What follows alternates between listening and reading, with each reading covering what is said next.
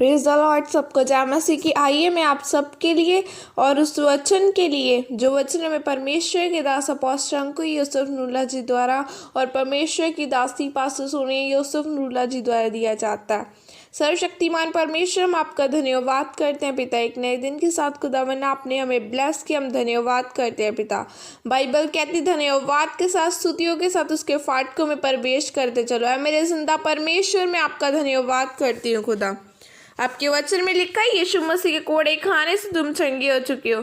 ऐ मेरे जिंदा परमेश्वर, आपके लहू बहाने से हमने शिफा को लिया। हर एक जन जो आज मेरे साथ जुड़ा यीशु मसीह के नाम के द्वारा चंगियाइयाँ इनकी जिंदगी का हिस्सा ये चंगे किए जाएं। खुदावन खुदा कैंसर पेशेंट यीशु मसीह के नाम के द्वारा चंगे किए जाएं। हर एक वायरस पेशेंट यीशु मसीह के नाम के द्वारा चंगे किए जाए। परमेश्वर का आत्मा इन्हें छुए। शैतान की हर एक योजना इनकी जिंदगियों में से जाती रहे। प्रार्थना करने की ग्रेस इनकी जिंदगियों में जाए, अनुग्रह इनकी जिंदगियों में जाए।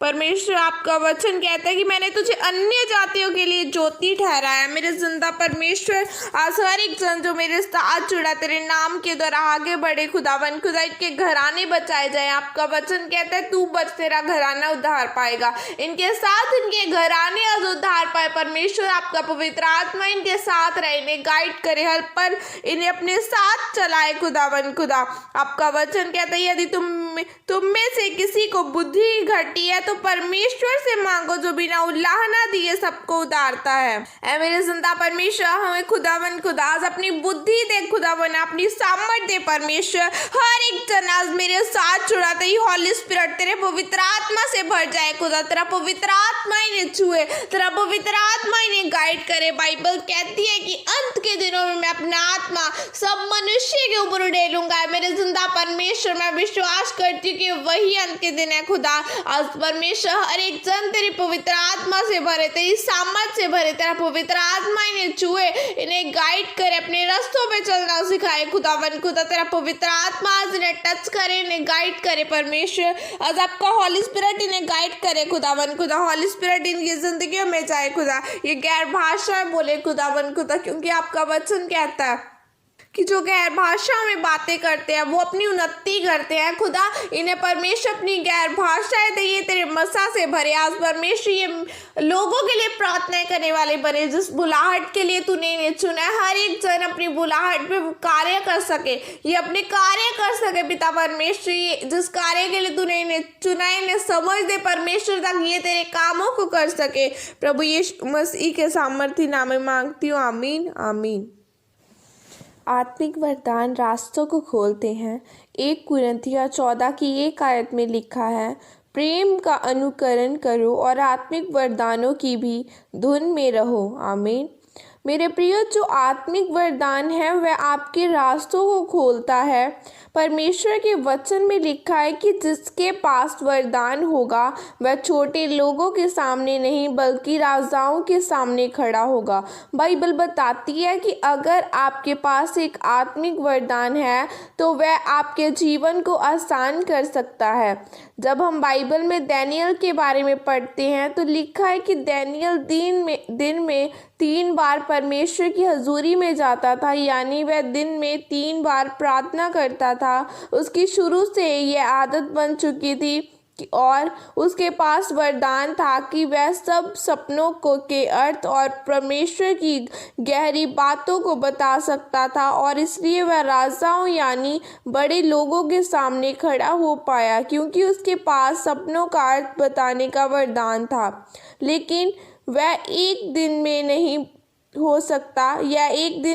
हो सकता कि कोई आपसे अपने सपने के बारे में पूछे और आप उसे एकदम से उसके सपने के अर्थ बता दे। दानियल के इस वरदान के पीछे उसकी प्रार्थना, उसका परमेश्वर के वचन की सख्ताई को मानना, उसका परमेश्वर के साथ वफादारी से चलना था और उसकी आत्मिक आंखों का खुला होना था।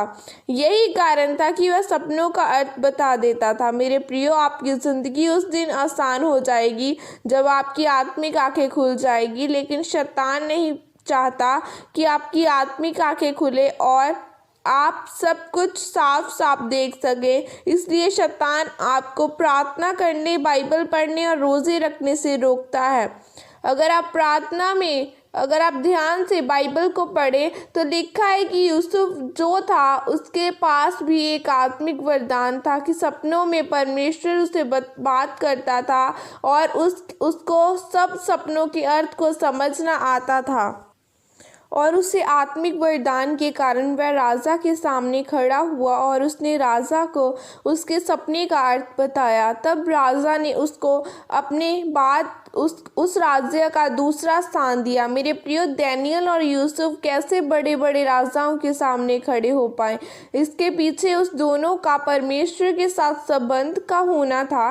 और जब आपका परमेश्वर के साथ संबंध मजबूत होता है तो आपकी आत्मिक आंखें खुलती है। डैनियल और यूसुफ की आत्मिक आंखें खुली थी और उनको जोर लगाने की ज़रूरत नहीं पड़ी। और जब उन्होंने राजाओं के सपनों का अर्थ बताया तो उन्होंने आशीषों के रास्ते खुले। इस वरदान के कारण वे आशीषित हुए और ऊंचे किए गए। शैतान नहीं चाहता कि आप वरदानों में रहें ताकि आपकी आंखें खुले और आपकी ज़िंदगी आसान हो जाए। इसलिए मेरे प्रियो, अगर आप चाहते हैं कि आप आत्मिक वरदानों से भरे हो तो निरंतर प्रार्थना, उपवास और परमेश्वर के साथ वफादार रहें ताकि आपकी आत्मिक आंखें और कान खुले और आप परमेश्वर की आवाज़ को सुन सके। क्योंकि आत्मिक वरदानों से भरने के लिए आपको मेहनत करनी होगी और जो मेहनत डैनियल और यूसुफ ने की। और जब आप आत्मिक वरदानों से भरे होंगे तो आपकी ज़िंदगी आसान होगी और आप संघर्ष नहीं करेंगे। परमेश्वर आपको इस वचन के द्वारा आशीषित करे। आमीन। यह घोषणा प्रेरित अंकुर नुलाजित की तरफ से आपके लिए की गई है। सर्वशक्तिमान परमेश्वर के नाम में मैं घोषणा करता हूँ कि इन वचनों को पढ़ने और सुनने वाले लोग वफादारी के साथ चलें और आत्मिक वरदानों से भरे। प्रभु यीशु मसीह के नाम में आमीन। सबको जय मसीह की। God bless.